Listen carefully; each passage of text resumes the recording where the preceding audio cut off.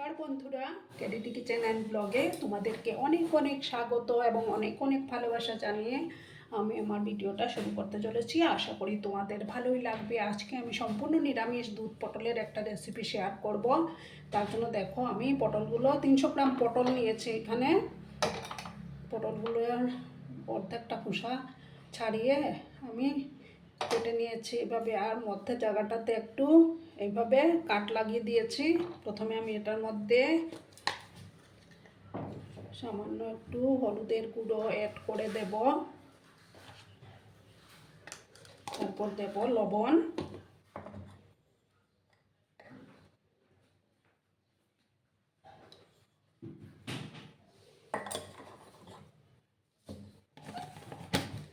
তারপর সামান্য একটু চিনি আমি অ্যাড করলাম। এগুলোকে ভালো করে আমি মেখে নিচ্ছি পটলগুলোকে।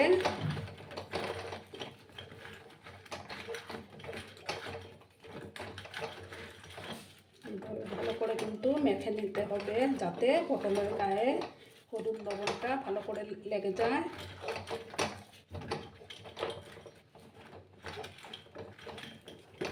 দেখো, আমার মাখানো হয়ে গেছে। এবার আমি গ্যাসটা অন করব। গ্যাসটাকে অন করে দিচ্ছি বন্ধুরা। দেখো বন্ধুরা, আমি একটা প্যানের মধ্যে তেল দিয়ে দিয়েছি। তেলটা গরমও হয়ে গেছে আমার। এবার আমি পটলগুলো দিয়ে দেব।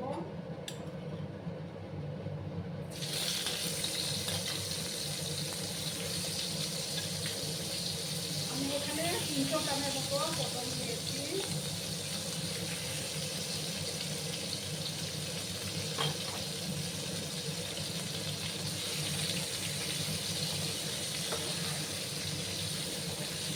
পটলগুলোকে আমি কিন্তু একটু লাল করে ভাজবো।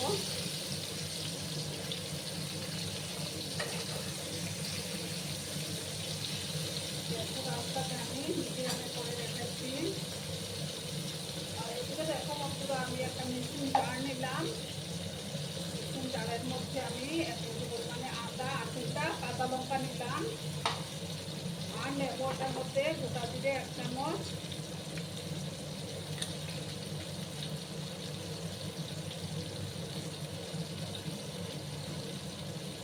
দেখো, 1 চামচ গোটা জিরে নিলাম। এটার একটা জল দিয়ে পেস্ট আমি তৈরি করে নেব। আর এদিকে আমার পটলগুলো ভাজা হতে থাক। দেখো বন্ধুরা, আমার মশলা পেস্টটা তৈরি হয়ে গেছে। এবার আমি আবার একটু নাড়াচাড়া করে দেব।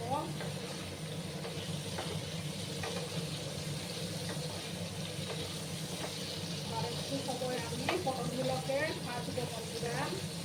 আর আমার আজকের এই ভিডিওটা যদি তোমাদের ভালো লাগে তাহলে অবশ্যই লাইক, কমেন্ট, শেয়ার এবং সাবস্ক্রাইব করার অনুরোধ রইল। আর যেসব নতুন বন্ধুরা আজকে ফার্স্ট টাইম আমার চ্যানেলে ভিজিট করছো এবং আমার চ্যানেলটিকে এখনও অবধি সাবস্ক্রাইব করোনি, তারা পাশে থাকা বেল আইকনটি অল করে রেখে দিও, যাতে করে আমার ভিডিও ছাড়ার সাথে সাথে নোটিফিকেশন তোমাদের কাছে পৌঁছে যায়। পুরনো নতুন সব বন্ধুদের জানাই অনেক অনেক ভালোবাসা। আর একটু সময় আমি পটলগুলোকে ভাজবো, তারপর আমি তুলে নেব বন্ধুরা। তোমরা কিন্তু ভিডিওটা একদম স্কিপ করো না, সম্পূর্ণ দেখার অনুরোধ রইল। আর একটু সময় আমি ভাজবো, তারপর আমি তুলে নেব।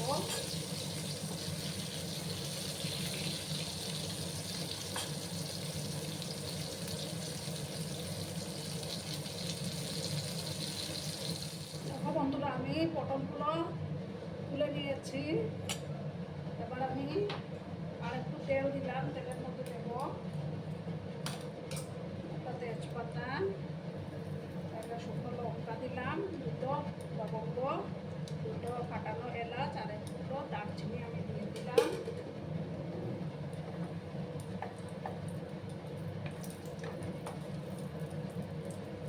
এবার আমি 1/2 স্পুনের মতো দারচিনি দেব।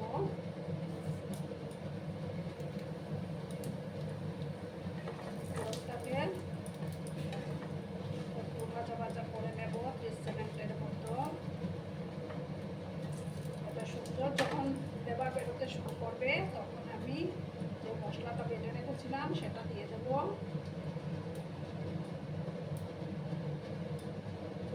পেস্টটা এবার আমি দিলাম। আর মিক্সির জারটা ধুয়ে আমি সামান্য জল অ্যাড করে দেবো।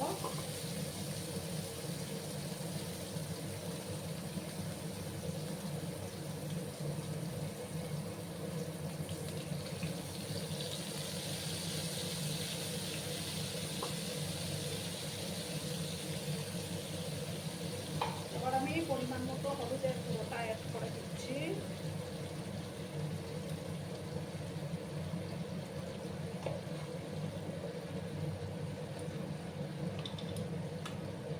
তারপর দেখুন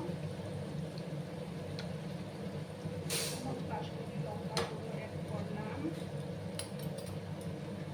ভালো করে মশলাটাকে এবার আমি কষিয়ে নেব।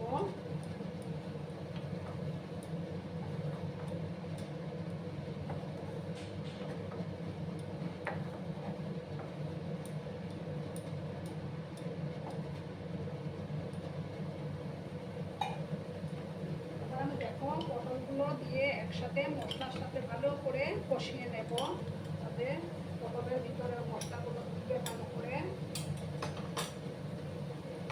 কিছুক্ষণ সময় নিয়ে কিন্তু কষিয়ে নিতে হবে। আর পরিমাণ মতো এবার লবণটাও অ্যাড করে দেব আমি।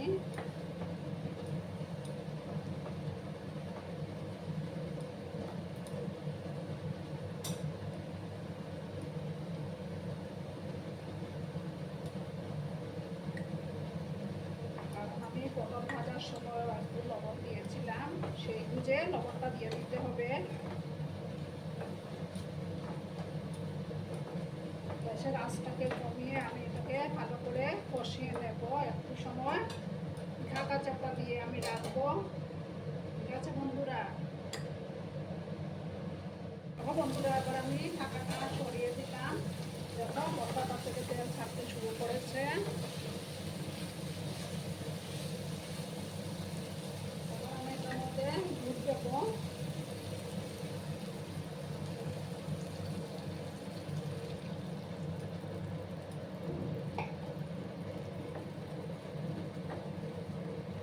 ভালো করে আমি আবার মিক্স করলাম।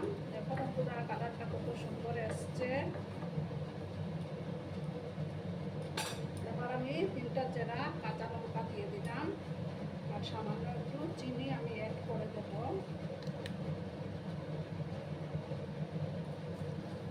যেহেতু নিরামিষ রান্না তার জন্য একটু চিনি দিলে স্বাদের ব্যালেন্সটা ঠিক থাকবে।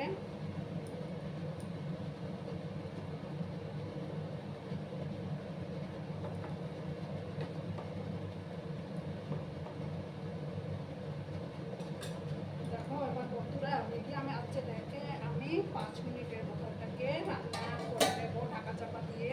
তাহলেই তৈরি হয়ে যাবে আমার দুধ পটলের রেসিপি। দেখো বন্ধুরা এবার আমি ঢাকাটা সরিয়ে দিলাম। দেখো আমার রান্না কিন্তু অলমোস্ট ডান। খুব সুন্দর হয়েছে না বন্ধুরা কালারটা?